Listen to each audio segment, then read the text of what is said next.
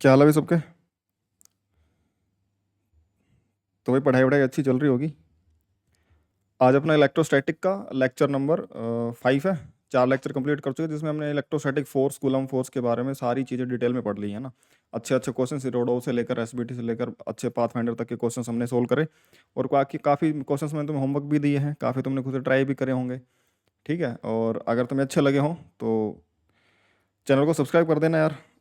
ठीक है। सारी क्लासेस के अपडेट्स वगैरह के लिए तुम टेलीग्राम चैनल ज्वाइन कर सकते हो, व्हाट्सअप पे तुम मैसेज कर सकते हो, तुम्हें कोई क्वेरी हो तो। अदरवाइज डाउट्स वगैरह तुम्हें जो भी आते हो पढ़ाई हुए में, या फिर किसी भी तरीके तुमने कोई क्वेश्चन वगैरह सोल्व करो कहीं का भी किसी भी तरीके का, तो तुम वहाँ पे जा करके डिस्कस कर सकते हो मेरे साथ। 10:30 PM या फिर 10:40 PM के आसपास में लाइव आ जाता हूँ, जहाँ पे लाइव डिस्कशन करते हैं डाउट्स का। और सब कुछ फ्री है, तो ज्वाइन कर सकते हो और अपने फ्रेंड्स को रिकमेंड कर सकते हो अगर तुम्हें अच्छा लग रहा हो तो, है ना। अपना इलेक्ट्रोस्टैटिक्स जो चल रहा है उसका आज अपन 5th लेक्चर स्टार्ट कर रहे हैं, जिसके अंदर इलेक्ट्रिक फील्ड हम स्टार्ट करने वाले हैं। इलेक्ट्रिक फील्ड, समझ में आई बात। इलेक्ट्रिक फील्ड हम स्टार्ट करने वाले हैं। हाँ, इलेक्ट्रिक फील्ड। इलेक्ट्रिक फील्ड क्या है यार? कुछ नहीं है, जैसे हर एक चीज़ की एक प्राइस होती है ना। एक पैकेट खरीदा तुमने, 5 पेन का एक पैकेट पैकेट खरीद लिया, है ना। इसमें 5 पेन्स हैं, ठीक है। इसका जो प्राइस है वो 30 रुपीज़ है, मान लो 30 रुपीज़ इसका प्राइस। तो तुम इसकी, इसके अंदर जो यूनिट्स हैं, यानी कि 5 यूनिट है तुम्हारे पास इसके अंदर। 5 unit in the sense 5 items हैं। तुम हर एक आइटम के हिसाब से अगर इसकी प्राइस डिफाइन करना चाहो, प्राइस पर यूनिट पेन, हर एक पेन के हिसाब से इसकी प्राइस तुम डिफाइन करना चाहो, तुम बोलोगे भाई 30 टोटल रुपए लगे हैं, 5 पेन के लगे हैं तो 6 रुपये। यानी तुम बोलोगे इसकी जो यूनिट है या इसकी प्राइस है हर एक पेन की, वो 6 रुपये है। जितने रुपए जितने पेन चाहिए उतने 6 के उतने गुना तुम प्राइस पे कर दो। यही होता है। तो वैसी चीज़ है इलेक्ट्रिक फील्ड। किसके लिए? फोर्स के लिए। फोर्स के लिए इलेक्ट्रिक फील्ड, इसके अलावा कुछ नहीं है। बस यही है, यूनिटरी है कि भाई यूनिट चार्ज पे लगने वाला फोर्स इलेक्ट्रिक फील्ड होता है। खत्म बात। बस यही है, तुम्हें फोर्स ही कैलकुलेट करना है, कूलम लो ही लगाना हर जगह बस। अब जैसे तुम पहले क्यू चार्ज पे फोर्स कैलकुलेट कर रहे थे, K की 1 Q2/r², तो इस बार Q2 1 बन जाएगा। समझ में आ गई क्या बात? तो जो इलेक्ट्रिक फील्ड है, इलेक्ट्रिक फील्ड जो है, force force experienced by unit unit unit test charge. और ये टेस्ट चार्ज जो लिया गया, ये +1 कूलम लिया गया। कैसा लिया गया? +1 कूलम। तो +1 कूलम चार्ज जो फोर्स एक्सपीरियंस करेगा at any place is called electric field. Electric field at this point. जिस पॉइंट पे तुमने इलेक्ट्रिक फील्ड डिफाइन करनी है ना मेरे दोस्त, उस पॉइंट पे तुम्हें ये देखना है कि उस पॉइंट पे एक कूलम चार्ज अगर मैं रखूंगा तो उस पर फोर्स कैसा लगेगा और कितना लगेगा और किधर लगेगा। तो उतने ही अमाउंट का और उतनी ही उसी डायरेक्शन में जो वो बना वो फोर्स, वो इलेक्ट्रिक फील्ड बन जाएगा। यानी कि किसी जगह पे तुमने किसी चार्ज को रखा 1 कूलम को, और इस पे अगर तुमने बहुत सारे चार्जेस आसपास हैं, उस पे जो फोर्स लगा कूलम फोर्स, वो 1 न्यूटन लगा। 1 न्यूटन या फिर बोलूँ 5 न्यूटन लगा 1 कूलम पे फोर्स, और इस डायरेक्शन में लगा। तो मैं बोल दूंगा कि जो इलेक्ट्रिक फील्ड है ना यहाँ पे, इस पी पॉइंट की इलेक्ट्रिक फील्ड है 5 न्यूटन पर कूलम, हर चार्ज, हर यूनिट चार्ज के लिए। समझ में आ गई क्या बात? कि 1 कूलम पे इतना फोर्स लग रहा है, तो 1 कूलम पे फोर्स लगा 5 न्यूटन। अगर हमें ये पता है कि 1 न्यूटन पे कितना फोर्स लग रहा है, तो मैं किसी भी न्यूटन में कितने भी कूलम चार्ज पे फोर्स निकाल सकता हूँ ना यार। तो ये वही है बस, कि 1 कूलम पे कितना फोर्स लगा वो इलेक्ट्रिक फील्ड है। अब तुम कितने जितने भी कूलम पे तुम्हें फोर्स निकालना हो, उतने कूलम से मल्टीप्लाई कर दो। तो एक तरीके से फोर्स की प्राइस ही तो होगी कि कितनी प्राइस के हिसाब से फोर्स है तुम्हारा। 1 कूलम पे कितना फोर्स लगेगा, 2 कूलम पे कितना लगेगा, फिर उससे मल्टीप्लाई कर। 3 कूलम पे लगेगा 3 से मल्टीप्लाई, 4 के लिए 4 से मल्टीप्लाई कर देंगे। समझ में आई क्या बात? तो सिंपल वही है, और कुछ नहीं है। तो अगर मैं किसी पॉइंट पे यहाँ पे चार्ज, कोई क्यू चार्ज रखा, और इस पे देखा मैंने फोर्स एफ लग रहा है, तो फोर्स ऑन चार्ज क्यू, अगर एफ है, मान लो ये एफ वेक्टर है, then force on charge one coulomb पे कितना लगेगा, क्यू से डिवाइड कर दो, एफ अपॉन में क्यू। और ये जो फोर्स ऑन वन कूलम निकला इसी को तो इलेक्ट्रिक फील्ड बोलते हैं। तो इलेक्ट्रिक फील्ड क्या हो गया, फोर्स अपॉन में क्यू। अगर क्यू कूलम पे एफ फोर्स लगा तो इलेक्ट्रिक फील्ड कितना हो जाएगा, एफ अपॉन में क्यू। भाई पर यूनिट चार्ज कितना फोर्स लगेगा, और वेक्टर क्वांटिटी है, सिंपल सी बात है, फोर्स अपॉन में चार्ज, तो फोर्स की पैरेलल में, फोर्स की डायरेक्शन में ही होगा इलेक्ट्रिक फील्ड। पॉजिटिव चार्ज पे जो फोर्स लग रहा होगा उसकी डायरेक्शन में होगा, पॉजिटिव चार्ज पे, है ना।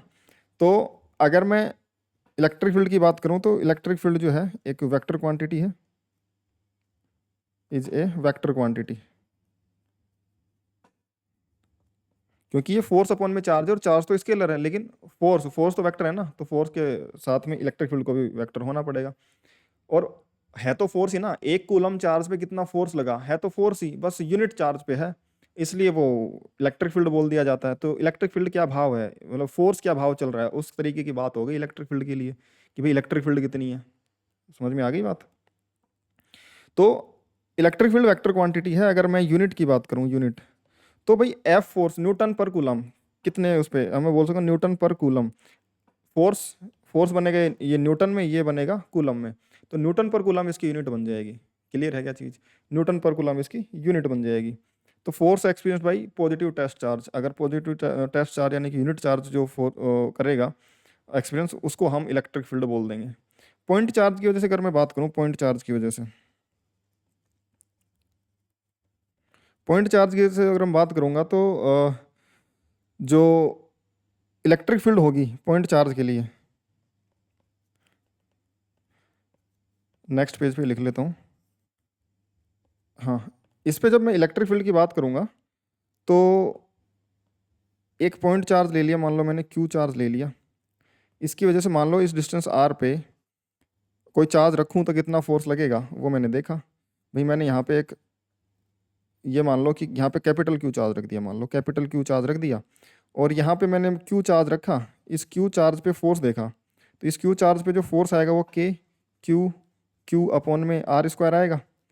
तो इलेक्ट्रिक फील्ड जो डिफाइंड करी है इलेक्ट्रिक फील्ड, वो इलेक्ट्रिक फील्ड तो दोस्त फोर्स पर यूनिट चार्ज करी है ना, कि मैं यहाँ पे एक कूलम चार्ज रखता तब कितना फोर्स लगता, वो उसको अपन इलेक्ट्रिक फील्ड बोला। तो क्यू चार्ज पे इतना फोर्स है तो वन कूलम पे कितना होगा, एफ अपॉन में क्यू, एफ अपॉन में क्यू होगा, तो force k Q Q upon में आर स्क्वायर अपॉन में क्यू, क्यू से क्यू कट गया, के क्यू बाई आर स्क्वायर। या फिर तुम सीधा ही बोलो ना कि यार मैं यहाँ पे क्यू चार्ज रखना हूँ, अब एक कूलम चार्ज पे एक्सपीरियंस किया गया फोर्स ही तो अगर इलेक्ट्रिक फील्ड है, तो मैं क्यों ना यहाँ पे वन कूलम रख लेता हूँ। इस वन कूलम पे फोर्स देखा तो ये उस फोर्स को इलेक्ट्रिक फील्ड ही बोल दिया सीधा। कितना आएगा, के क्यू इंटू वन अपॉन में आर स्क्वायर, यानी कि इलेक्ट्रिक फील्ड कितना आ जाएगा, के क्यू बाई आर स्क्वायर। ये क्या है, क्यू चार्ज की वजह से किसी भी सेपरेशन आर पे आने वाली इलेक्ट्रिक फील्ड। समझ में आ गई बात, ये आर सेपरेशन पे। अगर मुझे इलेक्ट्रिक फील्ड को वेक्टर फॉर्मेट में लिखना है तो मैं देखना पड़ेगा कि ये आर वेक्टर कितना है। अगर वेक्टर फॉर्मेट में लिखना है तो मुझे ये आर वेक्टर देखना पड़ेगा, इसके अबाउट ये आर वेक्टर कितना है। तो इलेक्ट्रिक फील्ड क्या हो जाएगा, के क्यू बाई आर स्क्वायर, तो इसका मैग्नीट्यूड, और इनटू आर कैप की डायरेक्शन में, आर कैप की डायरेक्शन में। समझ में आई ये बात। अब क्यू को साइन के साथ रख देना है, क्यू विद साइन। हमने इसको पॉजिटिव मान के, पॉजिटिव चार्ज मान करके इलेक्ट्रिक फील्ड डिफाइन कर दी। अगर ये नेगेटिव चार्ज होगा तो फील्ड इधर की तरफ आ जाएगी, तो क्यू को अगर माइनस क्यू रखोगे साइन के साथ में तो वो अपने आप डायरेक्शन माइनस आ जाएगी, उसके साथ में रिवर्स हो जाएगी आर के अपोजिट डायरेक्शन में। तो पॉजिटिव चार्ज की वजह से जो फील्ड आएगी वो तो अवे फ्रॉम द चार्ज, क्योंकि ये तो पॉजिटिव वन कूलम ही रखना है, चाहे नेगेटिव चार्ज की वजह से फील्ड देखूँ चाहे पॉजिटिव की वजह से देखूँ, देखनी प्लस वन कूलम पे ही है। तो प्लस वन कूलम जिधर फोर्स एक्सपीरियंस करेगा, जितना फोर्स एक्सपीरियंस करेगा वो इलेक्ट्रिक फील्ड है। तो अगर यहाँ पे नेगेटिव चार्ज होगा तो उसको प्लस वन कूलम को अट्रैक्ट करेगा, तो अपने आप डायरेक्शन रिवर्स हो जाएगी। अगर इसको क्यू को माइनस में रखोगे तो हमने इस डायरेक्शन में पॉजिटिव मान के कर लिया, माइनस रखोगे डायरेक्शन रिवर्स होगी। तो ये वेक्टर फॉर्मेट है इलेक्ट्रिक फील्ड का, k q by r square into r cap. R cap लिखा जा सकता है, आर कैप कोई बड़ी चीज़ नहीं है, तुम्हें पता है। आर कैप तो मैग्नीट्यूड अपॉन में उसका, सॉरी वेक्टर अपॉन में उसका मैग्नीट्यूड, सिंपल सी चीज़ है। ठीक है, ये किस लोकेशन पे रखा हुआ है, ये किस लोकेशन पे रखा हुआ है, उसके हिसाब से आर निकाल लो। x1 y1 z1 x2 y2 z2, तो x2 minus x1 i cap, y2 minus y1 j cap, z2 minus z1 k cap. समझ में आई क्या बात। और उससे आर वेक्टर आ जाएगा, आर का मैग्नीट्यूड आ जाएगा, आर कैप आ जाएगा। ये सब चीज़ें तुम बेसिक बेसिक चीज़ें कर सकते हो। ठीक है, ये कोई बहुत बड़ी चीज़ें नहीं है, ये सिर्फ बेसिक डेफिनेशंस हैं। ठीक है, ये पॉइंट चार्ज की वजह से इलेक्ट्रिक फील्ड है।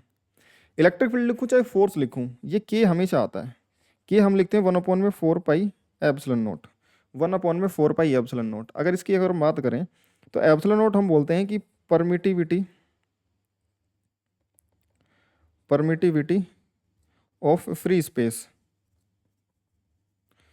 फ्री स्पेस की परमिटिविटी कितनी है वो बात करते हैं। लेकिन अगर मीडियम हो, यानी कि कोई चार्ज रखा हुआ है क्यू, इसके चारों तरफ दूर दूर तक सेम अलग मीडियम हो, कोई और मीडियम हो, कोई और मीडियम हो, ठीक है ना, ये मीडियम है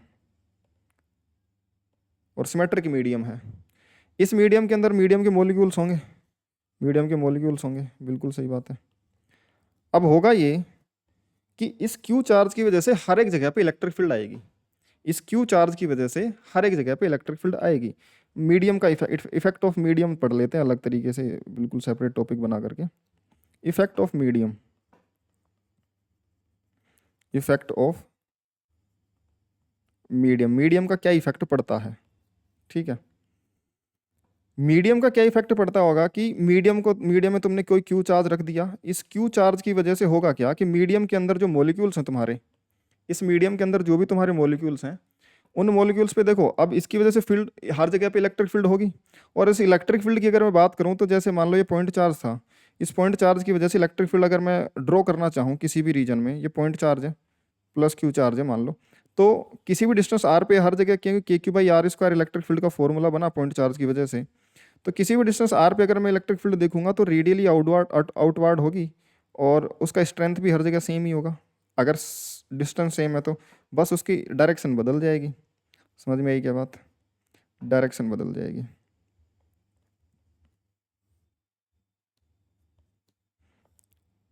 ठीक है, ये इलेक्ट्रिक फील्ड है ऐसे। इस डिस्टेंस आर पे, ये अगर मान लो डिस्टेंस आर है तो यहाँ पे इलेक्ट्रिक फील्ड का स्ट्रेंथ के क्यू बाई आर स्क्वायर होगा। और फील्ड हर जगह पे, यहाँ पे देखूंगा इधर फील्ड है, यहाँ पे देखूंगा इधर फील्ड है, यहाँ पे देखूंगा इधर फील्ड है, ऐसे ऐसे ये सब चीज़ें हैं। समझ में आ गई बात? ये फील्ड है, ये हमें रिप्रेजेंट, ये बताता है कि कहाँ पे कितनी फील्ड है। तो वहीं पे अगर इस मीडियम में अगर मैं आ जाऊँगा तो हर एक जगह पे इसकी वजह से इलेक्ट्रिक फील्ड आएगी, इस क्यू चार्ज की वजह से हर एक जगह पे इलेक्ट्रिक फील्ड आएगी। इस तरीके से इलेक्ट्रिक फील्ड आएगी, पूरे रीजन में इलेक्ट्रिक फील्ड आएगी। और मैं ये मीडियम दूर दूर तक मान रहा हूँ एक जैसा ही है ऐसा, ठीक है। तो ये ऐसे इलेक्ट्रिक फील्ड आ जाएगी पूरे मीडियम में। ये इलेक्ट्रिक फील्ड है, ध्यान से अभी समझते जाना। ये इलेक्ट्रिक फील्ड है और इस वो इलेक्ट्रिक फील्ड, ये लाइन है कि ये लाइन के अलोंग मैं इलेक्ट्रिक फील्ड को डिफाइन कर रहा हूँ। ये इलेक्ट्रिक फील्ड लाइंस कहलाती हैं, इनके बारे में आगे चर्चा करेंगे, बट मैं अभी मीडियम का इफेक्ट तुम्हें पहले समझा देता हूँ कि भाई ये लाइन क्या बता रही है कि इस पॉइंट पे इलेक्ट्रिक फील्ड इस तरफ है, इस पॉइंट पे ये डायरेक्शन बता दे रही है कि इस लाइन पे आने वाले सभी पार्टिकल्स पे, पॉइंट्स पे इलेक्ट्रिक फील्ड इस तरफ होगी। ऑब्वियस सी बात है, पॉजिटिव चार्ज मान रखा है, इस पॉइंट पे इधर की तरफ, इस पॉइंट पे इधर की तरफ, इस पॉइंट पे इधर की तरफ, ये सब चल। इस पॉइंट पे देखूंगा तो इस लाइन के ज्वाइनिंग अलोंग इधर की तरफ, इस पॉइंट पे इधर की तरफ, इस पॉइंट। तो ये लाइन जो है वो लाइन बता रही है कि भाई इस तरफ कितना, किधर इलेक्ट्रिक फील्ड है, इस तरफ किधर है, इस तरफ किधर है। और दूर जाता जाऊंगा तो फील्ड कम होती जाएगी, आर के साथ में इलेक्ट्रिक फील्ड घटेगी। अब होगा ये कि अगर इस मीडियम में अगर तुमने इलेक्ट्रिक फील्ड चार्ज रखा कोई, तो होगा ये कि जो मीडियम के पार्टिकल्स हैं, ऑब्वियस सी बात है इन मीडियम के पार्टिकल्स पे इनका पॉजिटिव चार्ज होगा। मान लो ये मॉलिक्यूल्स हैं, तुमने पॉजिटिव और नेगेटिव चार्ज होंगे, पॉजिटिव नेगेटिव चार्ज होंगे, प्लस माइनस तो होंगे ना इनके अंदर, प्लस माइनस चार्जेज होंगे। तो ये प्लस और माइनस चार्जेज जो हैं, इन प्लस और माइनस चार्ज अगर मैं इनको बड़ा करके दिखा दूँ तो ज़्यादा सही रहेगा। पॉजिटिव और नेगेटिव चार्जेज होंगे इनमें, पॉजिटिव और नेगेटिव चार्जेस। तो ये पॉजिटिव और नेगेटिव चार्जेस दोस्तों, जैसे जैसे इलेक्ट्रिक फील्ड मैं लगाऊंगा, पॉजिटिव और नेगेटिव चार्जेस शिफ्ट होना स्टार्ट कर जाएंगे। मैं इनको अलग से बना देता हूँ, डायग्राम थोड़ा सही बन जाएगा, इसमें कंफ्यूज रहोगे तुम।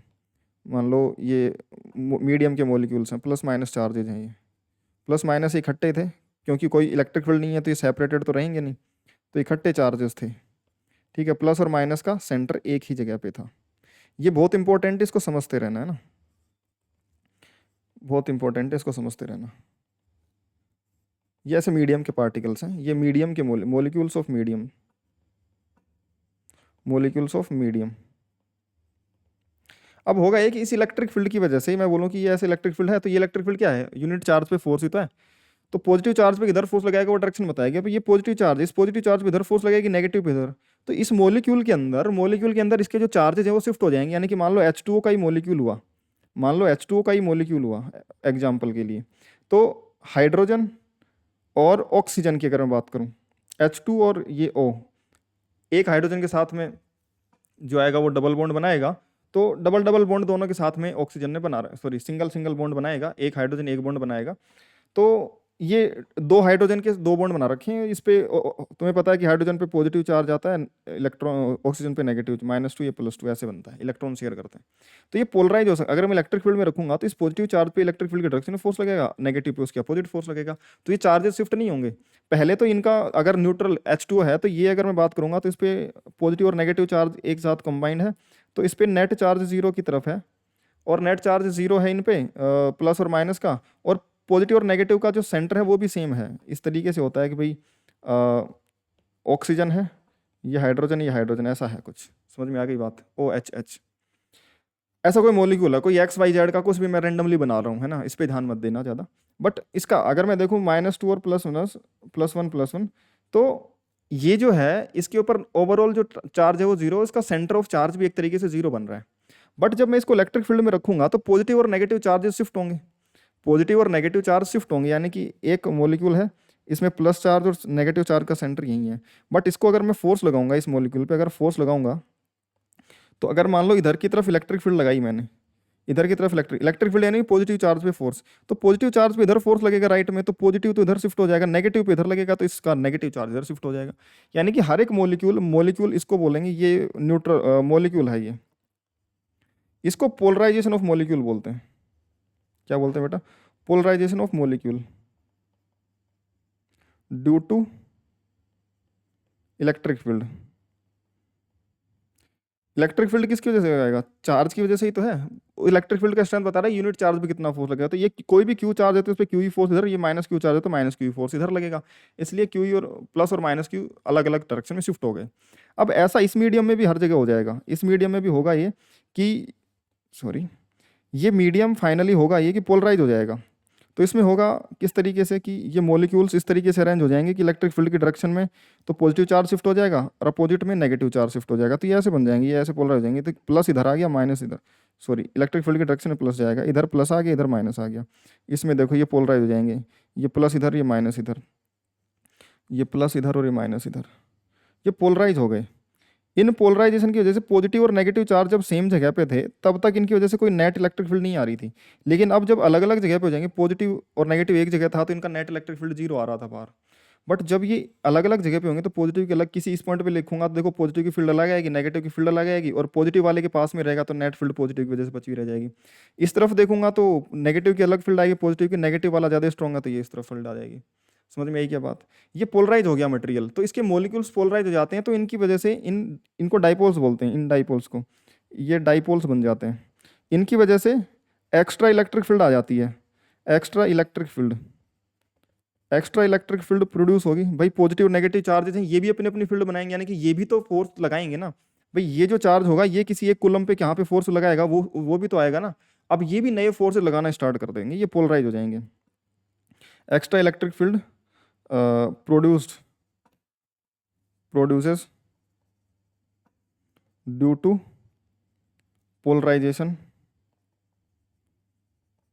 या फिर इसको बोलें इंडक्शन, इसको इंडक्शन बोलते थे। इंड्यूस हो गए चार्जेस, वो पोलराइज हो गए, एक तरीके से मटेरियल पोलराइज हो गया। अगर कोई ऐसा मटेरियल जिसके मॉलिक्यूल पोलराइज नहीं हो सकते, यानी कि पॉजिटिव नेगेटिव चार्ज उसके सेपरेट नहीं हो सकते, तो उसमें ऐसा नहीं होगा। ये ऐसा मीडियम है जो पोलराइज हो सकता है, मीडियम ऐसा है जो पोलराइज हो सकता है, इसलिए पॉजिटिव नेगेटिव चार्ज शिफ्ट हो गए। अब देखो अगर इस जगह पे मैं एक फील्ड देखूंगा तो एक तो इस चार्ज की वजह से आएगी, इसकी वजह से भी आएगी, इसकी भी आएगी, इसकी भी, इनकी अलग अलग पॉजिटिव नेगेटिव की अलग अलग फील्ड आएगी हर एक पॉइंट पे। So due to extra electric field produced by medium की वजह से एक्स्ट्रा इलेक्ट्रिक फील्ड हुई। नेट इलेक्ट्रिक फील्ड जो है, net electric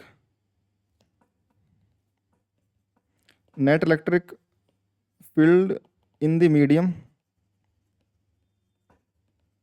gets changed. Net electric field medium में बदल जाती है। देखो मैं तुम्हें कोर कंसेप्ट के ऊपर डिटेलिंग देना चाह रहा हूँ, है ना, तो ध्यान से सुनते हुए रहना, हर एक चीज़ बहुत इंपॉर्टेंट है। जैसे मैंने उसमें मीडियम के अंदर चार्ज रखा, उसकी अपनी अपनी इलेक्ट्रिक फील्ड, यानी कि ऐसा हुआ कि इलेक्ट्रिक फील्ड आई, यानी कि वो मॉलिक्यूल्स पे फोर्स लगाना स्टार्ट करा इस चार्ज ने। तो इसके पॉजिटिव पे इधर फोर्स लगाएगा, नेगेटिव पे इधर, पॉजिटिव पे इधर, नेगेटिव पे, तो इसके चार्ज जो है शिफ्ट होने स्टार्ट हो गए। अब तुम बोलोगे सर मॉलिक्यूल उठ के क्यों नहीं आ जाता? पैक्ड है ना, स्ट्रक्चर तो पैक्ड है, सॉलिड मटेरियल है, या फिर मीडियम भी है, अगर वो मूव कर सकते होंगे तो करेंगे, बिल्कुल करेंगे इसकी तरफ। लेकिन अगर नहीं करें, पैक्ड मटेरियल है, तो वो शिफ्ट होकर के रुक जाएंगे। ठीक है, और ये मेंटेन हो जाएगा कि एक्स्ट्रा इलेक्ट्रिक फील्ड आ गई इस मीडियम के अंदर, एक्स्ट्रा इलेक्ट्रिक फील्ड आ गई तो नेट इलेक्ट्रिक फील्ड बदल गई। ऑब्वियस सी बात है, हर एक डायपोल की वजह से नई नई फील्ड आएंगी, तो सभी की वजह से आने वाली नेट इलेक्ट्रिक फील्ड तो वेक्टर एडिशन होगा। अब नेट इलेक्ट्रिक फील्ड बदल गई, तो हुआ ये कि अगर मैं इस मीडियम में अगर मैं इस मीडियम में अगर इसी मीडियम में, या फिर मैं बोलूँ इलेक्ट्रिक फील्ड किसी पॉइंट पे लिखना चाहूँ, पहले मैं लिखूँ किसी भी पॉइंट पी पे जो इलेक्ट्रिक फील्ड होगा, किसी भी पॉइंट पी पे अगर मुझे इलेक्ट्रिक फील्ड लिखना है, तो इस पॉइंट पी पे इलेक्ट्रिक फील्ड जो लिखा जाएगा वो electric field due to Q charge, और electric field due to medium medium में जो चार्ज इंड्यूस है उनकी वजह से इलेक्ट्रिक फील्ड, और ये नेट इलेक्ट्रिक फील्ड बनेगी। ये नेट इलेक्ट्रिक फील्ड बनेगी, net electric field at point P, net electric field at point P. समझ में आएगी बात? पी पॉइंट पी पे नेट इलेक्ट्रिक फील्ड, यानी कि अगर तुम वहाँ पे कोई चार्ज रखोगे, ये मान लो कि ये कोई मीडियम था, इस मीडियम ये पोलराइज, मान लो इस पे दो चार्जेस रख दिए तुमने, Q1 और Q2। समझ में आई बात? अब Q1 और Q2 दोनों फोर्सेज लगाएंगे, मीडियम के जो मॉलिक्यूल्स हैं, यहाँ पे मीडियम के बहुत सारे मॉलिक्यूल्स होंगे, इन मॉलिक्यूल्स पे Q1 और Q2 दोनों फोर्सेज लगाएंगे, तो उसकी वजह से दोनों की वजह से अलग अलग टाइप का इंडक्शन आएगा, तो नेट कुछ अलग ही इंडक्शन आ जाएगा। मान लो ये Q1 की वजह से यहाँ पे ये प्लस माइनस, ये माइनस प्लस, कुछ ऐसे रैंडम तरीके से वो पोलराइज हो जाएंगे। समझ में आएगी बात? रैंडम तरीके से नहीं होंगे, इनकी जो भी इफेक्ट आएगा उसके हिसाब से एक फिक्स पैटर्न बन जाएगा उसका पोलराइजेशन की, कहाँ पे कैसे मॉलिक्यूल पोलराइज्ड है। अब अगर मैं बात करूं इन दोनों चार्जेस के बीच की, अगर मैं इन दोनों चार्जेस के बीच की सीधे बात करूं, मान लो इस मीडियम में आर डिस्टेंस पे रखे हुए हैं, आर डिस्टेंस पे रखे हुए हैं, force on force between Q1 and Q2, Q1 और Q2 की आपस के फोर्स की अगर बात करें, तो देखो हमने पढ़ा है कि प्रिंसिपल ऑफ सुपरपोजिशन, कि भाई किसी भी पॉइंट पे, किसी भी चार्ज पे जो नेट फोर्स होगा वो इसकी वजह से आने वाला फोर्स, इसकी वजह से, इसकी वजह से, जितने भी चार्जेज हैं सब की वजह से आने वाले नेट फोर्स का रिजल्टेंट ये वेक्टर एडिशन होगा, तब जाकर के नेट फोर्स आएगा। लेकिन इन दोनों के बीच का जो फोर्स होगा वो किसी तीसरे चार्ज पर डिपेंड नहीं करेगा। हमने पढ़ा हुआ है कि भाई दो चार्जेस के बीच का जो फोर्स होगा वो किसी तीसरे चार्ज की प्रेजेंस पे डिपेंड नहीं करेगा। अगर मैंने मीडियम में रखा तो मीडियम में चार्जेस इंड्यूस तो पोलराइज हो गए, मीडियम पोलराइज हो गया, उसके अंदर नए नए चार्जेस इंड्यूस हो गए और उनकी वजह से नए नए फोर्सेस लगने, अब इस पॉइंट पे, हर एक पॉइंट पे, हर एक चार्ज पे नया नया फोर्स लगना स्टार्ट हो जाएगा। अगर इस पे नया नया फोर्स लगना स्टार्ट हो जाएगा तो नेट फोर्स तो बदल जाएगा इस पे। लेकिन क्या Q1 और Q2 के बीच के फोर्स के बारे में कुछ कह सकता हूँ? बिल्कुल कह सकता हूँ। भाई ये तो बताते सुपरपोजिशन का प्रिंसिपल कि नेट फोर्स इस पे जो मर्जी आ जाए, भाई इसकी वजह से तो उतना ही रहेगा ना, इसकी वजह से जो फोर्स रहेगा, फोर्स 1 2 के बीच का, वो तो Q1 Q2 by r square ही रहेगा, सेम, उसमें कोई चेंज नहीं है। ये बहुत इंपॉर्टेंट बात है। मीडियम्स के रखने की वजह से, और के की वैल्यू यहाँ पे कितनी है, के की वैल्यू 1/4 पाई एप्सिलॉन नॉट ही है, स्पेस की परमिटिविटी जैसी ही है। समझ में आ गई बात? इन दोनों के बीच का जो फोर्स है वो तो कोई चेंज नहीं होगा, उसमें कोई चेंज नहीं आएगा। F12 और F12 F21 2 पे 1 की वजह से, 1 पे 2 की वजह से वो सेम ही रहेगा, लेकिन नेट फोर्स बदल जाएगा। बट Q2 पे नेट फोर्स कुछ मान लो इस तरफ आ गया, मान लो पोलराइजेशन की वजह से कुछ चेंजेस हुए और नेट फोर्स ऐसे आ गया। समझ में आएगी बात? अब पोलराइजेशन होता है वो इस हिसाब से होगा कि जो ये वाला चार्ज और ये वाला चार्ज जो है वो इस मीडियम को पोलराइज करेंगे, और इसमें चार्जेस मूव कर रहे हैं जो भी होगा, बट इन पे होगा ये कि जो पोलराइजेशन होगा वो इन दोनों की वजह से इफेक्टिवली ऐसा होगा कि जो फोर्स लगेगा नेट, वो लगेगा उसी लाइन में, लेकिन नेट फोर्स बदल जाएगा। एफ नेट जो होगा वो कुछ अलग आएगा।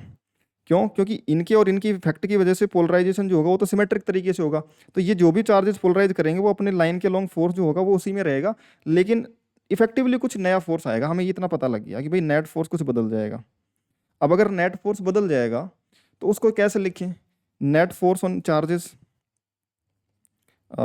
इसमें लिखेंगे नेट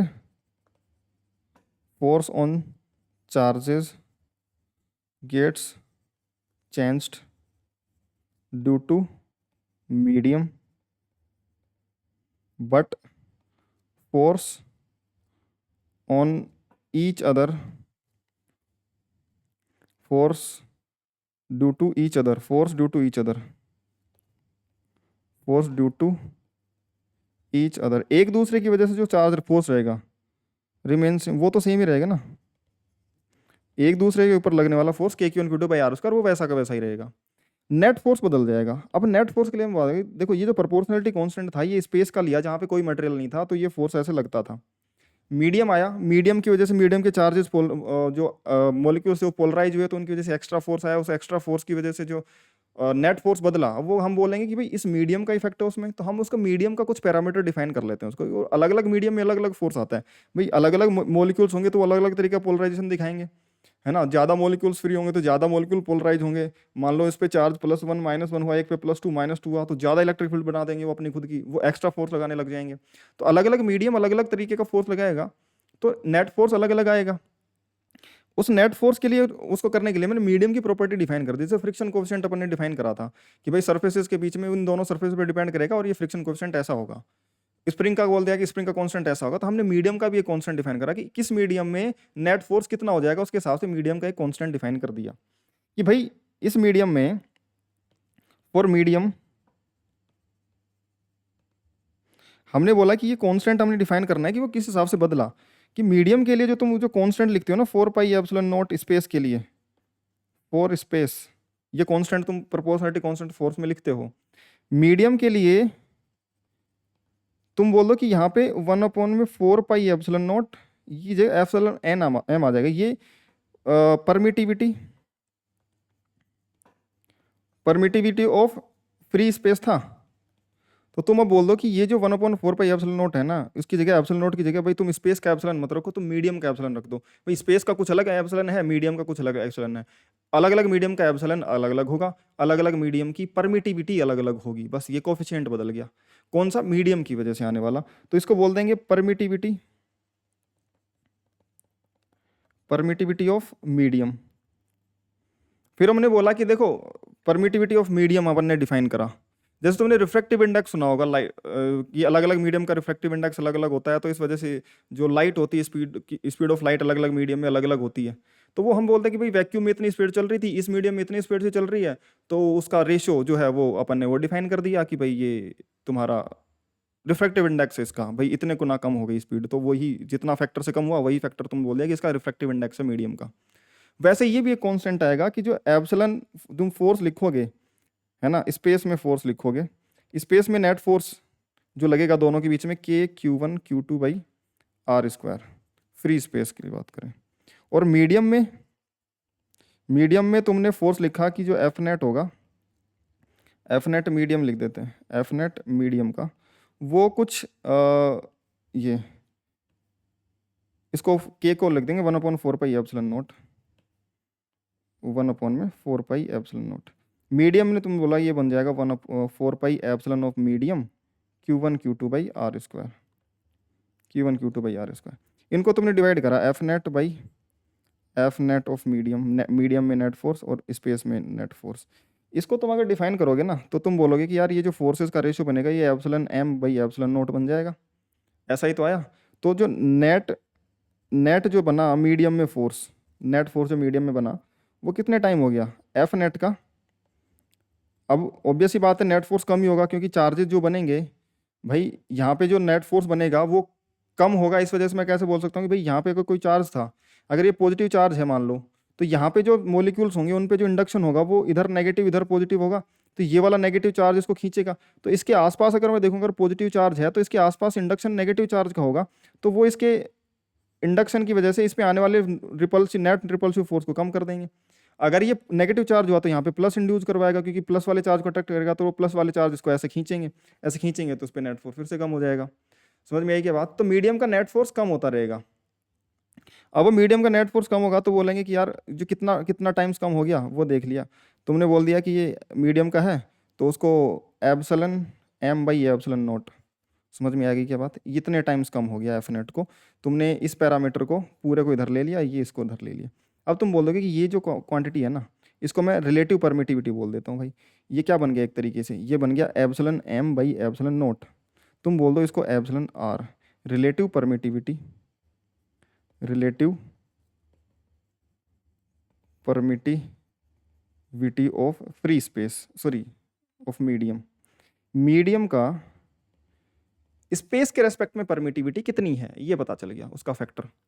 समझ में आई क्या बात, क्या पता चल गया, मीडियम का स्पेस के रेस्पेक्ट में कितनी परमिटिविटी है। तो जनरली अब हमें जनरली एप्सिलन एम नहीं देगा, वो जनरली एप्सिलन आर देगा कि भाई हर एक मीडियम का फ्री स्पेस के रेस्पेक्ट में एप्सिलन कैलकुलेट करके रख दिया उसकी परमिटिविटी, और फिर बोल दिया जाए कि इस मीडियम का स्पेस के रेस्पेक्ट में इतना है, अभी इतना है, अभी इतना है। तो मीडियम का जो लिखेंगे एप्सिलन एम, तो ये एफ नेट अपन ने बोल दिया कि भाई रिलेटिवली इतना चेंज हो गया फोर्स, एप्सिलन आर टाइम्स कम हो गया, तो इसको उसकी रिलेटिव परमिटिविटी बोल दी। ठीक है, एप्सिलन एम जो है, एप्सिलन एम बन जाएगा epsilon not into epsilon r, epsilon not into epsilon r. समझ में आ गई क्या बात, ये ई जैसा नहीं है, एप्सिलन जैसा है।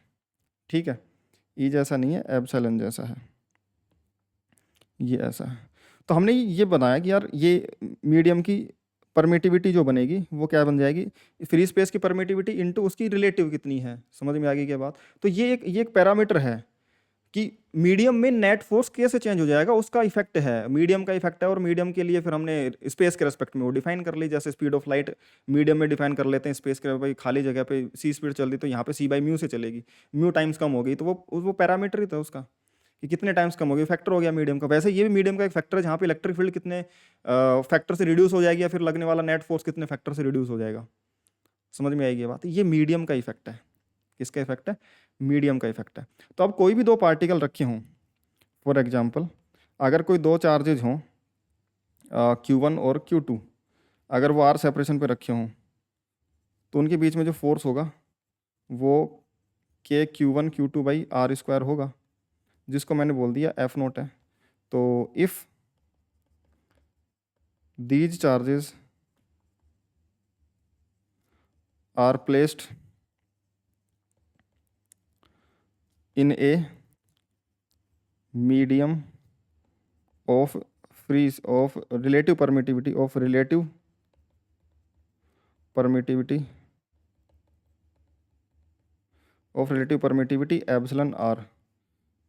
एप्सिलन आर की परमिटिविटी के मीडियम में रख दिया गया, देन पहला पार्ट ये है कि फोर्स बिटवीन चार्जेस बिकम्स, एक तो ये पार्ट है। दूसरा net force on charges becomes, या फिर बोलें force on charge, net force बोलें कि चार्जेस पे कितना फोर्स हो जाएगा, या फिर नेट फोर्स ऑन चार्जेस कितना हो जाएगा। और एक सवाल होता है कि चार्जेस के बीच में कितना फोर्स रहेगा, फोर्सेस बिटवीन चार्जेस यानी कि चार्जेस के आपस में फोर्स, और फोर्स ऑन चार्ज में फोर्सेस पे कितना चार्ज फोर्स हो जाएगा, अभी चार्जेस पे कितना फोर्स हो जाएगा। तो अगर मैं बात करूंगा तो देखो फोर्स जो रहेगा F not K Q1/Q2/R² between charges due to each other, एक दूसरे की वजह से आने वाला फोर्सेज रिमेन सेम, वो सेम ही रहेगा। वो उसको कोई मतलब नहीं है कि मीडियम में पोलराइजेशन हो गया तो उस पर नेट फोर्स बदल गया, नेट फोर्स से क्या लेने देना भाई। Q1 का Q2 पे फोर्स बताओ कितना ही आएगा, K Q1 Q2/R²। तो ये F not remain same, F not रहेगा पहले का आंसर, एफ नॉट ही रहेगा। लेकिन दूसरे की बात करें नेट फोर्स तुम्हें पता है कि अगर एफ जो है वो एफ नॉट था तो वो एप्सिलन आर टाइम्स हो जाएगा, 1/एप्सिलन, क्योंकि हम लिखेंगे 1/4 epsilon of medium Q1 Q2/R², और एप्सिलन ऑफ मीडियम को एप्सिलन नॉट और एप्सिलन आर लिखेंगे, तो 1/4 एप्सिलन नॉट तो वही बन जाएगा के, तो वो तो बन जाएगा एफ नॉट बाई आर, ये बन जाएगा। तो epsilon r time relative permittivity times जो है वो नेट फोर्स बदल जाता है चार्जेस पे मीडियम की वजह से। समझ में आ गई बात, ये मीडियम का इफेक्ट है, इसको समझना बहुत जरूरी, वरना बच्चा रटता रहता है कि सर ऐसा क्या हो गया, मीडियम में क्या हो गया ऐसा जो फोर्स कम हो गया। मीडियम के मॉलिक्यूल्स पोलराइज हो गए। If medium is non polar, star mark लगा लिख लेना, if medium is non polar, non polar का मतलब क्या होता है, that can't be polarized, which can't be polarized, if medium is non-polar, which can't be polarized, वो नॉन पोलर मीडियम का मतलब है, then force will remain,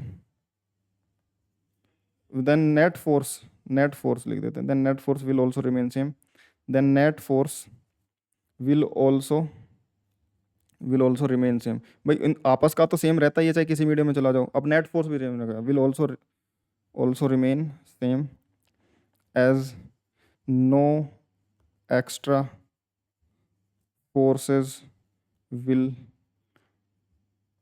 develop.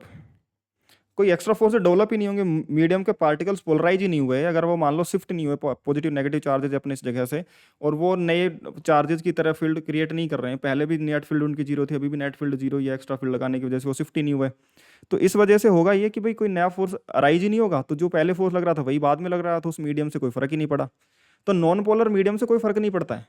समझ में आ गई बात? बहुत वो इंटरेस्टिंग बात है। और बहुत जैसे वुड की बात कर ले, वुड नॉन पोलर मीडियम है, अगर तुम वुड के अंदर चार्जेस को रखोगे तो उनके बीच वैसा ही फोर्स लगेगा जो पहले लग रहा था, नेट फोर्स नहीं बदलेगा। लेकिन तुम जैसे H2O में रख दिया, तुमने कोई डाइलेक्ट्रिक रख दिया है ना, जहाँ पे पोलराइजेशन हो सकता है, तो बदल जाएगा नेट फोर्स। समझ में आएगी बात? क्योंकि वहाँ पे चार्जेस पोलराइज हो जाएंगे, मतलब कि चार्जेस शिफ्ट हो जाते हैं, तो उसकी वजह से एक्स्ट्रा फोर्सेस भी क्रिएट हो जाते हैं। ठीक है, ये इंपॉर्टेंट बात है। अब अगर मैं मीडियम के इफेक्ट को समझ चुका हूं, तो अब ऐसे क्वेश्चंस बनते हैं कि भाई पहले इतना फोर्स था, अभी मीडियम में रख दिया, तो अब कितना फोर्स हो जाएगा, कितने टाइम्स हो जाएगा, ये सब अब तुम कर लोगे, तुम्हें अच्छे से समझ गए होगे इन चीज़ों को। ठीक है, अब हम वापस इलेक्ट्रिक फील्ड पे आ जाते हैं। कि जब हम इलेक्ट्रिक फील्ड पढ़ रहे थे तो हमने ये समझा कि अपने चार आसपास के सभी पार्टिकल्स पे ये फोर्स लगाना स्टार्ट कर देता है, और कोई यूनिट चार्ज पे जो फोर्स लगाएगा उस स्ट्रेंथ को हम बोल देंगे इलेक्ट्रिक फील्ड।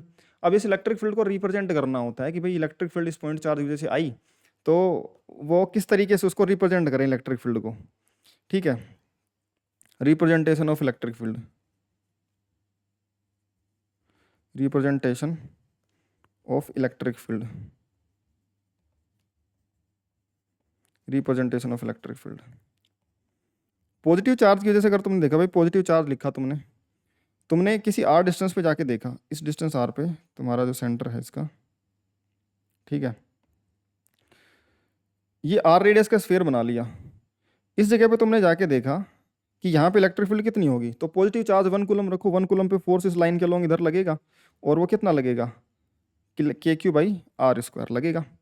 तो तुमने ये बोल दिया कि यहाँ पे इलेक्ट्रिक फील्ड इतनी है, ठीक बात है, चार्ज इसका Q है। फिर तुमने इस जगह पे जाके देखा, इस जगह पे भी जाके देखा, तो भी डिस्टेंस उतनी ही थी यार। तो r अगर डिस्टेंस उतनी थी तो तुमने बोला कि यार इस पे जो फील्ड फोर्स लगेगी 1 कूलम पे, वो KQ/r² लगेगी। तो बोला यहाँ भी इलेक्ट्रिक फील्ड उतनी है। फिर बोला कि यार यहाँ से मैं अगर यहाँ पे आ गया तो मैंने यहाँ पे फील्ड देखी, और ऐसे अगर मैं अलग अलग पॉइंट्स पे देखना स्टार्ट करूँगा तो सभी जो सेम डिस्टेंस के पॉइंट्स हैं उन सभी पे जो फील्ड आएगी वो एक जैसी आएगी स्ट्रेंथ में। अगर वो फील्ड एक जैसी आ रही है तो हमें इसको थोड़ा सा यूनिफॉर्मिटी या फिर अलग पैटर्न बनाने चाहिए कि इसको हम सही तरीके से रिप्रेजेंट कर पाएँ और एक बारी में सारी चीज़ें बता पाएँ। कि भाई रेडियली आउटवर्ड आई, सबसे पहले तो हमने ऑब्जर्व करा कि फील्ड जो आ रही है वो रेडियली आउटवर्ड आ रही है, पॉइंट चार्ज की वजह से रेडियली आउटवर्ड आ रही है। 1 कूलम चार्ज पे फोर्स भाई जहाँ पे रखा होगा उसी तरफ रेडियली आउटवर्ड फोर्स लग जाएगा उस पर। तो ये इलेक्ट्रिक फील्ड का स्ट्रेंथ बन गया। इस जो स्ट्रेंथ ऑफ इलेक्ट्रिक फील्ड, ये बोले इसको बोला जाता है strength of electric field, EF लिख देते हैं इसको शॉर्ट में। इलेक्ट्रिक फील्ड का स्ट्रेंथ है, मैग्नीट्यूड को स्ट्रेंथ बोल देते हैं, कितना ज़्यादा लग रहा है। अब जैसे जैसे इलेक्ट्रिक फील्ड की अगर हम बात करें तो पॉइंट चार्ज की अगर रिप्रेजेंट कर रहे हैं, पहले तो पॉइंट चार्ज का रिप्रेजेंटेशन कर रहे हैं, तो उसको समझना कि पॉइंट चार्ज की बात चल रही है पहले, तभी तो हम एक्सटेंडेड चार्ज के बारे में समझ पाएंगे। पॉइंट चार्ज की बात चल रही है। अब इलेक्ट्रिक फील्ड की अगर हम मैग्नीट्यूड की बात करें कि इलेक्ट्रिक फील्ड का मैग्नीट्यूड KQ/r² आया, जैसे जैसे r कम होगा वैसे वैसे इलेक्ट्रिक फील्ड ज़्यादा होगी। ऑब्वियस सी बात है, तुम चार्ज के पास जाओगे तो वो उतने ज़्यादा फोर्स लगाएगा, तो इलेक्ट्रिक फील्ड मतलब उतनी ज़्यादा है। दूर रहोगे तो उतना कम फोर्स लगाएगा, उतना कम इलेक्ट्रिक फील्ड है। और अगर r बढ़ाओगे तो इलेक्ट्रिक फील्ड कम हो जाएगी। Electric field due two point charge is in radial direction and in 3D space, keeping charge at centre. समझ में आई क्या बात? Electric field is originating, electric field is originating, electric field is originating from the charge. क्या बोल रहा है बेटा? Electric field जो है वो ओरिजिनेट हो रही है कहाँ से? चार्ज से। Electric field is originating from charge, electric field is originating from positive charge, positive charge से ओरिजिनेट हो रही है। हम बोलेंगे कि यार यहाँ से इस इलेक्ट्रिक फील्ड इतनी आ रही है, और हमने देखा कि यार जैसे जैसे आर पे जाऊंगा इलेक्ट्रिक फील्ड का स्ट्रेंथ कम होता जाएगा। और फिर हमने देखा कि भाई इस पॉइंट पे इस डायरेक्शन में, इस पॉइंट पे इस डायरेक्शन में, इस पॉइंट पे इस डायरेक्शन में, तो मैं एक लाइन अगर बनाऊं तो वो लाइन इस जगह पे अगर मैं एक सीधी लाइन बना दूं तो बोल दूंगा ना कि यार ये लाइन हर एक पॉइंट पे फील्ड की डायरेक्शन भी बता रही है और वो स्ट्रेंथ भी बता देगी। आर के हिसाब से फॉर्मूला रखूंगा तो आर के हिसाब से स्ट्रेंथ भी बता देगी। फिर मैंने ये लाइन्स बनाई, लाइन्स बनाई तो फिर मैंने ये भी देखा कि यार देखो जैसे जैसे मैं दूर जा रहा हूँ ना, फील्ड लाइन्स क्या हो रही हैं, दूर दूर होती जा रही हैं, यानी कि इनका जो सेपरेशन है वो बढ़ता जा रहा है और मैग्नीट्यूड भी इलेक्ट्रिक फील्ड का कम होता जा रहा है। तो क्यों ना मैं इनके सेपरेशन के हिसाब से मैं इनको फील्ड के मैग्नीट्यूड से रिप्रेजेंट कर दूं, और ये जो लाइन की जो डायरेक्शन है वो डायरेक्शन इलेक्ट्रिक फील्ड की डायरेक्शन वैसे ही दे देगा। समझ रहे हो मैं कैसे इसको रिलेट करना चाह रहा हूँ? कि मैंने सभी डायरेक्शन में देखा कि रेडियली आउटवर्ड इलेक्ट्रिक फील्ड थी, किसी भी पॉइंट पे देखूंगा तो इस पॉइंट इस लाइन पे आने वाले सभी पॉइंट पे फील्ड की डायरेक्शन इधर थी, तो मैंने ये लाइन बनाई कि भाई ये लाइन तुम्हें डायरेक्शन बता देगी। बट जब मैंने ऐसे बहुत सारी लाइन्स बनाई तो मैं देख रहा हूँ कि जैसे जैसे मैं दूर जाता जा रहा हूँ ना, इन लाइन्स के बीच का सेपरेशन बढ़ता जा रहा है और मैग्नीट्यूड भी कम होता जा रहा है। तो मैं बोलूंगा कि जो चीज़ें पास पास हैं इकट्ठी हैं तो वो ज़्यादा इलेक्ट्रिक फील्ड बना रही हैं। मैं ऐसा इसको वो बनाता जा रहा हूँ, एनालॉजी बनाता जा रहा हूँ कि सबसे पहले तो इलेक्ट्रिक फील्ड जो है वो लाइन मैंने बनाई, लाइन की डायरेक्शन में चलोगे इलेक्ट्रिक फील्ड की डायरेक्शन है।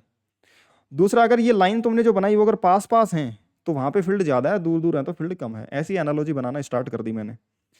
और ये जो लाइन है फिर मैं बोलूँगा कि ये लाइन्स, मैं बोलता हूँ ये लाइन इलेक्ट्रिक फील्ड को रिप्रेजेंट कर देती है, तो मैं इनको बोल देता हूँ इलेक्ट्रिक फील्ड लाइन्स हैं यार ये। समझ में आई बात? किस तरीके से इन चीज़ों को रिलेट कर सकते हो जो तुम पढ़ते हो, आप पूरा पर ऐसे पढ़ने बैठ जाते हो कि इलेक्ट्रिक फील्ड लाइन्स ऐसे होती हैं, यहाँ से चलती हैं वहाँ पे ख़त्म होती हैं, पास में होती हैं तो वो ज़्यादा होती हैं। उसके पीछे का थॉट प्रोसेस समझो ना कि ऐसा हुआ क्या है। हम क्या हम खुद ये चीज़ सोच सकते हैं क्या? बिल्कुल सोच सकते हैं। हमने लाइन बनाई, इस लाइन के अलॉन्ग आने वाले इलेक्ट्रिक फील्ड पार्टिकल्स पे इलेक्ट्रिक फील्ड डायरेक्शन ये है। जब पास पास थी ये लाइन्स कब होंगी पास पास? जब चार्ज के पास रहूंगा तो ये सारी लाइन्स जो हैं वो वहीं से तो निकल रही हैं। चार्ज के पास रहूंगा तो ये पास पास रहेंगी लाइंस, और पास रहूंगा तो फील्ड ज़्यादा रहेगी। और जैसे जैसे दूर जाता रहूंगा ये फील्ड जो है, ये फील्ड लाइंस दूर होती रहेंगी, लाइंस भी दूर होती रहेंगी, तो मैं बोलूंगा फील्ड का स्ट्रेंथ भी कम हो रहा है। तो फील्ड लाइन के बीच का जो सेपरेशन है, या फिर मैं बोलूँ नंबर डेंसिटी की, भाई छोटे से एरिया में कितनी फील्ड लाइन्स है, जितनी ज़्यादा फील्ड लाइन्स होंगी मैं बोलूंगा कि वो चार्ज की उतना ही ज़्यादा पास है, वहाँ पे फील्ड उतनी ज़्यादा स्ट्रॉन्ग है। और जितने दूर दूर होंगी, जितनी दूर दूर होंगी फील्ड लाइन्स, वो चार्ज से उतना ही दूर पॉइंट होगा, उतनी ही कम फील्ड होगी वहाँ पे, स्ट्रेंथ उतनी ही कम होगी। मैं ऐसी एनालॉजी बना सकता हूँ ना यार। तो इसी एनालॉजी के हिसाब से मैंने इलेक्ट्रिक फील्ड लाइंस को फिर वो बना दिया कि यार हम फोर्स तो लिखेंगे, हम इलेक्ट्रिक फील्ड लाइंस ही लगा देते हैं कि भाई इस लाइन के अलॉन्ग रख दो, इस पॉइंट पे इतनी इलेक्ट्रिक फील्ड का स्ट्रेंथ होगा। लाइनें पास पास हैं तो फील्ड ज़्यादा है, लाइनें दूर दूर हैं तो फील्ड कम है स्ट्रेंथ, और लाइन की डायरेक्शन में पॉजिटिव चार्ज पे फोर्स लग जाएगा। इस हिसाब से हमने वो बनाया। और पॉजिटिव चार्ज के लिए जब मैंने बनाना स्टार्ट करा तो वो स्फेरिकल रेडियल डायरेक्शन में, देखो स्फेरिकल रीजन में आएगा और रेडियली आउटवर्ड आएगा। तो पॉजिटिव चार्ज की वजह से जो फील्ड लाइन्स आई फिर वो हमने दोबारा से ड्रॉ ही कर ली कि अब हम क्या कर रहे हैं, फील्ड लाइन से ड्रॉ कर लेते हैं। फील्ड लाइन ड्रॉ कर लिया, इसको हटा ही देते हैं, फिर नए बना लेते हैं। ठीक है, हमने क्या किया कि एक पॉजिटिव चार्ज ले लिया, इस पॉजिटिव चार्ज की वजह से फील्ड लाइन ड्रॉ करी कि इलेक्ट्रिक फील्ड लाइन्स क्या रिप्रेजेंट करेंगी, जब पास पास होंगी तो मैग्नेटिक फील्ड, इलेक्ट्रिक फील्ड का स्ट्रेंथ ज़्यादा होगा, दूर दूर होंगी तो कम होगा। ऐसे बना देते हैं कि ये सेंटर से पास होने वाली लाइन्स हैं, सिमेट्रिक लाइन्स बन जाएंगी, इसलिए मैं थोड़ा ऐसे बना ले रहा हूँ, वरना स्टार्ट मैं सेंटर से करूँगा। ठीक है, सेंटर से स्टार्ट हुई पॉजिटिव चार्ज से वो फील्ड लाइंस बनना स्टार्ट हुई, और फील्ड लाइंस अगर सेंटर से बनना स्टार्ट हुई हैं तो ये डायरेक्शन देखो रेडियली आउटवर्ड डायरेक्शन, इस डायरेक्शन में चलते जाओगे फील्ड का स्ट्रेंथ, ये फील्ड लाइंस दूर दूर होती जा रही हैं, स्ट्रेंथ कम होता जा रहा है। जैसे जैसे आगे मूव करूँगा field lines separation, separation between field lines increasing, तो इलेक्ट्रिक फील्ड का स्ट्रेंथ वो कम होता जा रहा है। भाई जहाँ पे ज़्यादा पास पास लाइन है मतलब कि ज़्यादा फील्ड लाइंस बता रही हैं, यानी कि ज़्यादा फील्ड को बता रही हैं। फील्ड लाइंस दूर दूर है मतलब कि वो थोड़ा कम ही फील्ड है वहाँ पे, तो सेपरेट मतलब दूर दूर लाइंस बना रखी हैं, वो कम स्ट्रेंथ को दिखाना रिप्रेजेंट कर रही हैं। कोई तुम्हारे पास अगर मतलब कि तुम्हारे पास मान लो कोई 10 टॉफियाँ हैं, तो तुम 10 टॉफियों को एक जगह इकट्ठा कर दोगे तो वो इकट्ठी दिखेंगी ना, तुम्हें लगेगी बहुत ज़्यादा टॉफियाँ, लेकिन वो बांट दो अलग अलग जगह पे रख दो कमरे में, तुम्हें वहाँ पे एक दिखेगी, वहाँ पे एक दिखेगी, वहाँ पे, तो वो स्ट्रेंथ कम हो गई ना उन चीज़ों की। वैसी ही बात है कि यहाँ पे फील्ड लाइंस पास पास ही, तो हमने बोला स्ट्रेंथ ज़्यादा, इलेक्ट्रिक फील्ड ज़्यादा पावरफुल होगा। दूर जाने पर फील्ड लाइंस के बीच का सेपरेशन कम हो रहा है, तो मैं बोल दूंगा कि यहाँ पे इलेक्ट्रिक फील्ड भी कम हो रहा है, इसका स्ट्रेंथ कम होता जा रहा है। समझ में आई गया? अब यहाँ पे खाली जगह पड़ी, क्या इसका मतलब यहाँ पे फील्ड नहीं है? फील्ड है। अगर यहाँ पे मैं लाइन बनाऊंगा तो वो इस पॉइंट पे इलेक्ट्रिक फील्ड की लाइन आ जाएगी। बट मैं बहुत सारी लाइनें तो ऐसे तो इनफाइनाइट, हर जगह पे इलेक्ट्रिक फील्ड लाइन होगी, हर जगह पे इलेक्ट्रिक फील्ड होगी, तो मैं ऐसे तो इनफाइनाइट लाइन बनाऊंगा। और ऐसे इनफाइनाइट लाइन बनाऊंगा तो फिर तो कोई सेंस ही नहीं रहा, फिर तो मैं वैसे फोर्स ही निकाल लूँ जिस जगह पे जरूरत पड़ेगी इनफाइनाइट लाइन्स बनानी हो तो मुझे। तो मैं क्या करूंगा, इसका भी फिर एक जुगाड़ ढूंढूंगा कि यार मुझे इनफाइनाइट लाइन नहीं बनानी। मैं एक जुगाड़ ढूंढता हूँ कि मान लो क्यू चार्ज था, इस क्यू चार्ज की जैसे मान लो कितनी फील्ड लाइन्स बनी, उसकी कुछ भी स्ट्रेंथ आई, तो अगर मैं चार्ज डबल कर दूंगा ना यार, अगर मैं चार्ज डबल कर दूंगा तो फील्ड स्ट्रेंथ डबल हो जाएगी, k q by r square field होती है। तो बड़ा ठीक बात है यार, हाँ डबल हो जाएगी, हर एक पॉइंट पे डबल हो जाएगी। तो तुम बोलो कि डबल फील्ड लाइन्स बना दो, उसको भी प्रोपोर्शनलिटी में दे लो।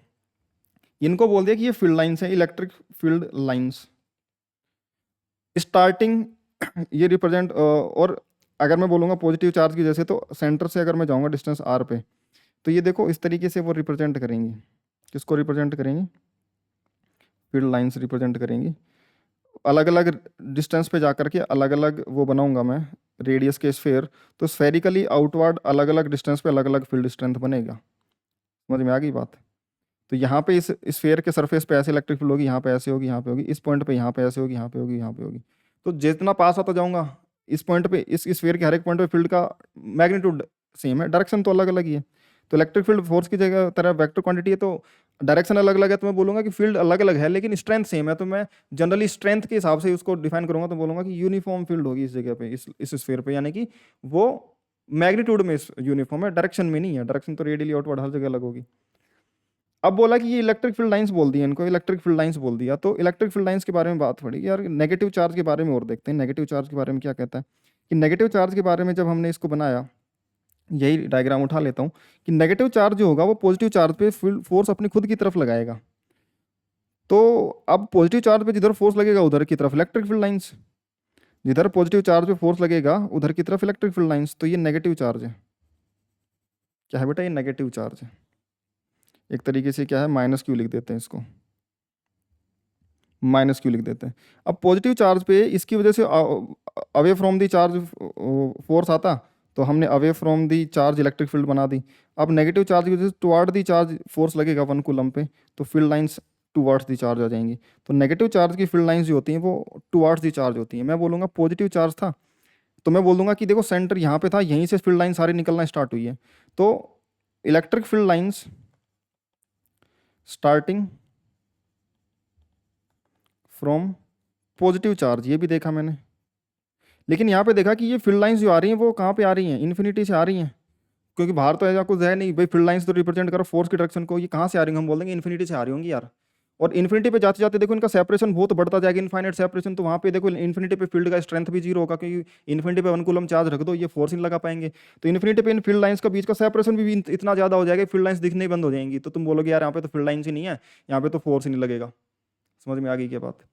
तो electric field lines negative charge की वजह से टुवार्ड दी चार्ज होंगी, और बोलेंगे कि यार इन्फिनिटी से चार्जेज आ रही हैं, फील्ड लाइंस आ रही हैं, कहाँ पे टर्मिनेट हो रही हैं? सारी की सारी नेगेटिव चार्ज पे। तो मैं बोलूँगा इलेक्ट्रिक फील्ड लाइंस टर्मिनेटिंग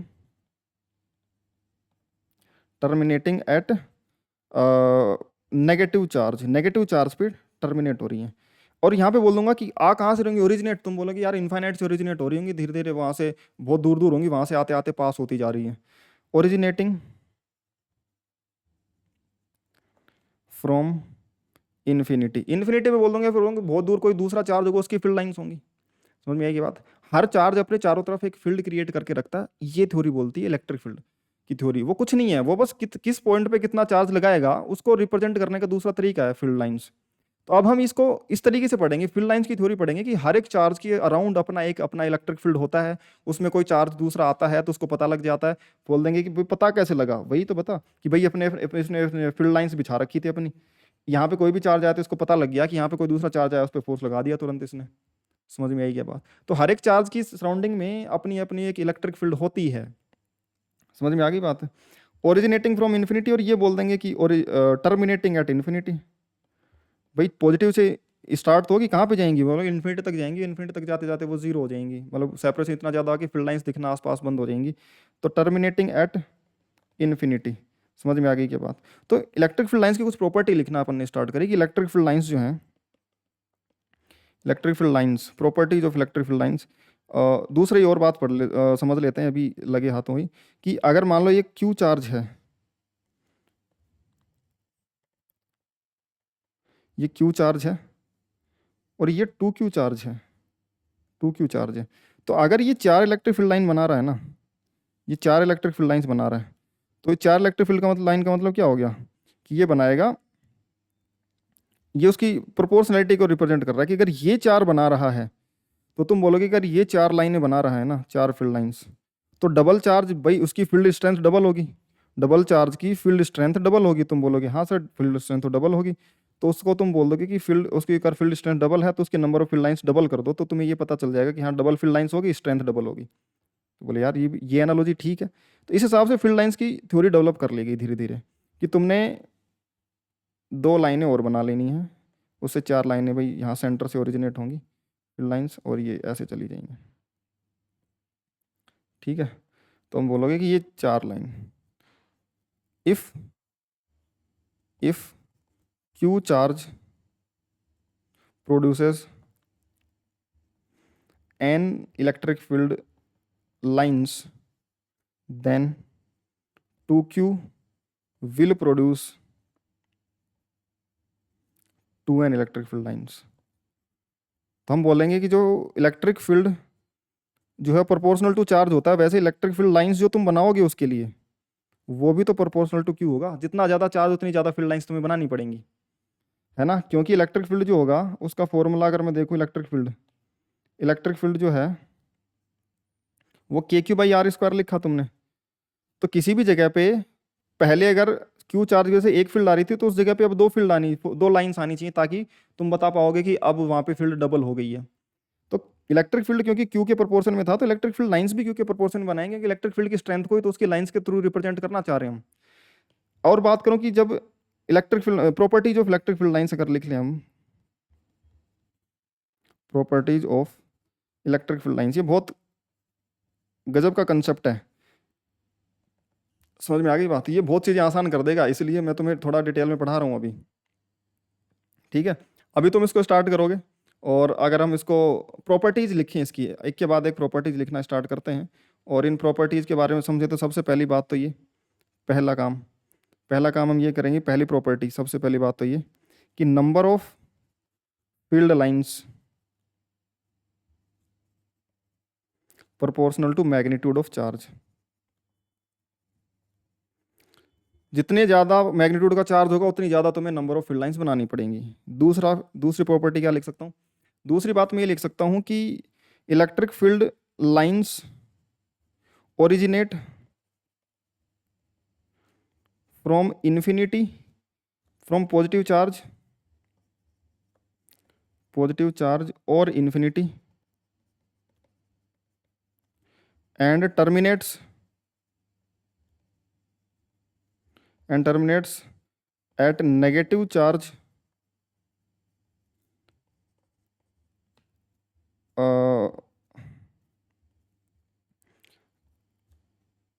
और कीजिएगा नेगेटिव चार्ज और इन्फिनिटी, यानी कि इन्फिनिटी तक ऐसा पॉइंट है जहाँ पे फील्ड लाइंस वहाँ से स्टार्ट भी हो सकती हैं और वहाँ पे जाके टर्मिनेट भी हो सकती हैं, क्योंकि पॉजिटिव चार्ज की फील्ड लाइंस पॉजिटिव से स्टार्ट तो ही कहाँ गई, हम बोलेंगे इन्फाइनाइट पे जाके टर्मिनेट हो गई। और ये नेगेटिव चार्ज की तरफ फील्ड लाइंस आ रही हैं, कहाँ से आ रही हैं हमें नहीं पता, हम बोलेंगे इन्फिनिटी से आ रही हैं यार, तो वहाँ से हम बोल सकते हैं कि इन्फिनिटी पे टर्मिनेट भी हो सकती हैं, इन्फिनिटी से आ भी सकती हैं, कि इन्फिनिटी पे कोई चार्जेज होंगे वो खुद पे टर्मिनेट करवा, नेगेटिव चार्जेस टर्मिनेट करवा ले होंगे, या फिर कोई पॉजिटिव चार्ज होगा वो प्रोड्यूस कर रहा होगा। पर हम वो बात भी नहीं करते, हम तो सिर्फ इसकी बात करें कि वहाँ पे चार्ज की जरूरत भी नहीं है हमें, ये चार्ज अपनी फील्ड बना के रखा है ना, उसको दूसरे चार्ज की जरूरत नहीं है, तो इसकी फील्ड लाइंस अगर आ रही होंगी तो हम बोलेंगे इन्फिनिटी से ओरिजिनेट हो रही होंगी और पॉजिटिव चार्ज की इन्फिनिटी पे टर्मिनेट हो रही होंगी, खत्म बात। समझ में आई क्या बात? तो ये ऐसे होता है। दूसरा, electric field lines due to positive charge is away from the charge, and due to negative charge these are towards the charge, या फिर इसको सही तरीके से मैं लिख दूं, ठीक है सही तरीका ही है, और क्या ही है, मतलब ऐसे लिख सकते हैं कि electric field is towards away, are always away from the positive charge and towards the negative charge, ऐसा लिख सकते हैं। तो अब ये ऐसा भी लिख सकते हैं, पॉजिटिव चार्ज की वजह से जो फील्ड लाइंस आएंगी वो अवे फ्रॉम द चार्ज आएंगी, नेगेटिव चार्ज की वजह से आने वाली field lines towards the charge आएंगी। ठीक है, ये थर्ड ऑप्शन, ये थर्ड उसकी प्रॉपर्टी होगी। Fourth, number of electric field lines, number density, इसको नंबर डेंसिटी बोल देंगे कि भाई यूनिट एरिया में कितनी फील्ड लाइंस आ रही है। Number density of electric field lines are proportional to electric field strength. यानी कि मैंने फील्ड लाइंस बनाई, ये फील्ड लाइंस ऐसे बनी, मान लो ऐसे बना रखी है मैंने, ठीक है, यहाँ पे ये फील्ड लाइंस हैं, ये फील्ड लाइन ऐसे बना दी मैंने, इसी को उठा लेता हूँ और फील्ड लाइंस बना के दिखा देता हूँ।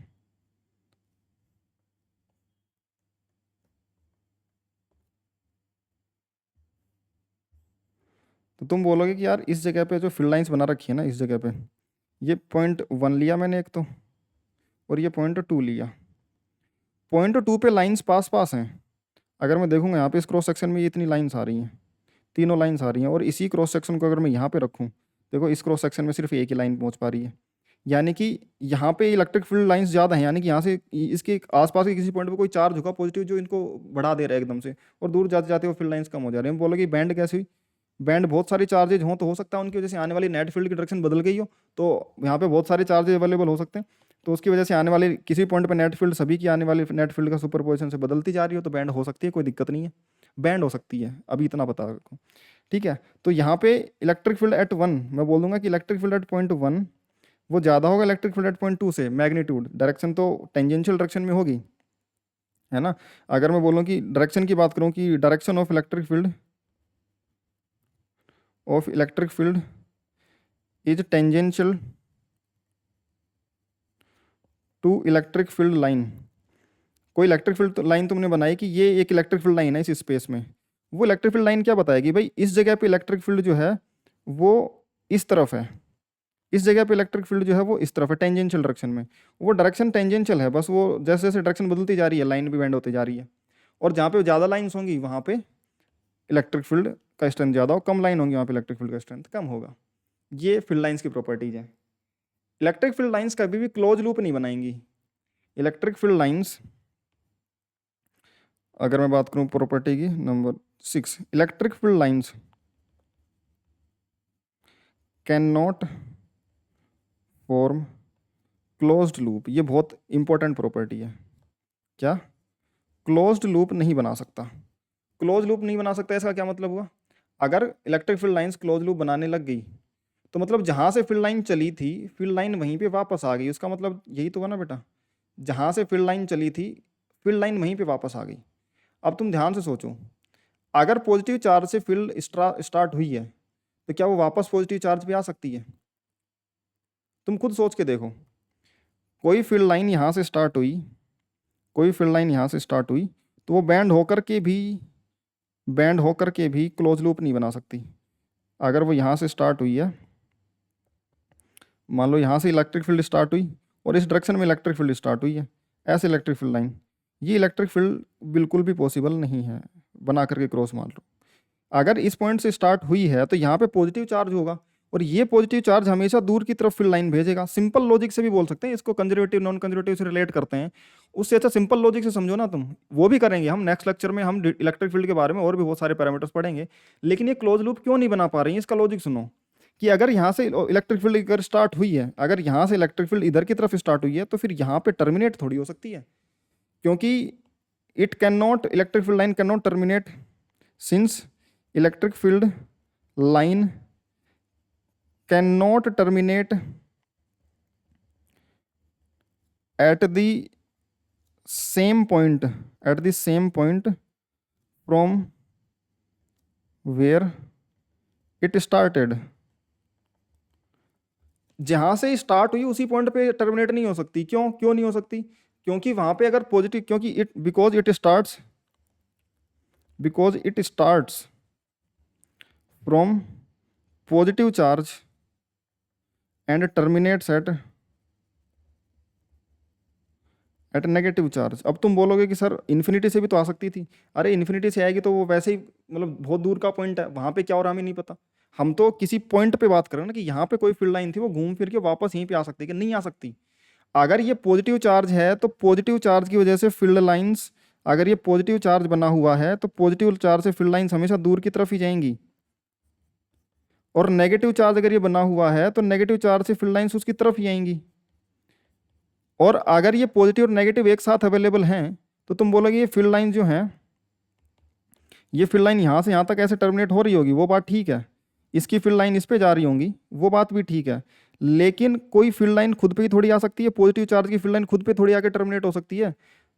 वो तो फिर फील्ड लाइंस की जो डायरेक्शन है उसको वायलेट कर देगी कि यहाँ पे जो फील्ड लाइन थी वो positive charge away from the charge होनी थी, ये रिपेल करेगा। तुम बोल रहे यहाँ पे टर्मिनेट हो जाएगी, यानी कि यहीं पे इधर की तरफ फोर्स लग जाएगा। अगर ये पॉजिटिव चार्ज अगर किसी पॉइंट पे रिपल्सिव फोर्स लगा रहा है तो इधर भी तो रिपल्सिव ही लगाएगा ना, यहाँ पे फील्ड ऐसे ही होगी ना, ऐसे थोड़ी हो सकती है। समझ में आई क्या बात? अगर कहीं से स्टार्ट हुई है तो वापस उसी पॉइंट पे नहीं आ सकती, सिंपल सी बात है। अब तुम बोल दो कि बीच में कहीं बन सकता है क्या कि ये पॉजिटिव चार्ज है, ये पॉजिटिव चार्ज है, इसकी वजह से फील्ड लाइंस यहाँ पे ऐसा कहीं बना ले। यहाँ पे ऐसे अपने आप कैसे घूम जाएगी भाई? कोई दूसरा चार्ज होगा, कोई दूसरा चार्ज होगा तो उसकी वजह से फील्ड लाइंस आएगी, तो वैसे घुमा करके एक ही पॉइंट पे थोड़ी ना। एक फील्ड लाइन, नेट फील्ड किसी भी जगह पे देखोगे तो कैसे भी आ जाए, लेकिन एक पॉइंट से ये अपनी फील्ड लाइंस ऐसे देगा, ये अपनी फील्ड लाइंस ऐसे देगा, तो इस पॉइंट पे नेट फील्ड की डायरेक्शन अलग होगी, लेकिन वो क्लोज लूप नहीं बनाएगी। समझ में आई बात? क्लोज लूप तुम बोलोगे कि यहाँ से ऐसी फील्ड लाइन यहाँ पे गई, यहाँ से यहाँ पे कैसे आ सकती है? पॉजिटिव चार्ज से तो हमेशा निकलेगी, नेगेटिव पे टर्मिनेट होगी, हो सकता है इन्फिनिटी पे टर्मिनेट हो रही है या फिर इन्फिनिटी से आ रही हो, बट पॉजिटिव से निकल के इन्फिनिटी पे जाएगी तो वापस वहीं लौट के नहीं आ सकती जहाँ से चली थी, जहाँ से ओरिजिनेट हुई है। क्लोज लूप नहीं बन सकता। इसको तुम कंजर्वेटिव नॉन कंजर्वेटिव से ना भी रिलेट करो तो भी तुम समझ सकते हो यार, बिल्कुल बेसिक बातों से। ठीक है, तो यार आज के लिए इतना ही है, अपना लेक्चर आज अपन इतना ही करेंगे। और इसकी अपन ने बेसिक कोर कंसेप्ट पढ़े, इलेक्ट्रिक फील्ड का क्या मतलब होता है। अगर तुमने ये डिटेलिंग समझ ली ना इलेक्ट्रिक फील्ड की, मैं तुम्हें सही बता रहा हूँ, इलेक्ट्रिक फील्ड में तुम्हें कहीं कोई दिक्कत नहीं आएगी। तुम्हें क्यों क्लोज लूप नहीं बना सकती उसमें, वो वर्क डन वगैरह से कहाँ रिलेट, सिंपल सी इलेक्ट्रिक फील्ड अगर तुमने डिफाइन करी है लाइंस, तो उसके बारे में बात करो ना। उससे हम कर सकते हैं भाई, वो रिजल्ट अच्छा है और बहुत अच्छा है, बहुत जगह काम आता है। लेकिन अगर हमने इलेक्ट्रिक फील्ड लाइंस बनाई हैं तो उसके बारे में बात करो, उसकी खुद की प्रॉपर्टीज के बारे में बात करो। ठीक है ना, कि कॉन्ट्राडिक्ट कर जाएगा तो ठीक है, कॉन्ट्राडिक्ट नहीं करना चाहिए, क्लोज लूप बना देगा तो वर्क डन आ जाएगा, वर्क डन क्लोज लूप में आना नहीं चाहिए, कंजर्वेटिव फोर्स होता है ये सब। बट वो तो फोर्स बनाने के बाद की बात है ना, कंजर्वेटिव फोर्स आने की। हमने फील्ड लाइन्स अगर बनाई हैं तो उनकी प्रॉपर्टी खुद की भी तो होनी चाहिए ना कुछ, तो इस वजह से वो क्लोज लूप नहीं बना पाती। ठीक है, ये सब चीज़ें हैं। तो यार आज के लिए इतना ही है, नेक्स्ट लेक्चर में अपन इलेक्ट्रिक फील्ड के बारे में और चर्चा करेंगे, इलेक्ट्रिक फील्ड के नए नए फॉर्मेट्स पढ़ेंगे, नए नए चार्ज, अलग अलग टाइप के चार्ज की वजह से कैसे कैसे फील्ड लाइंस बनती हैं।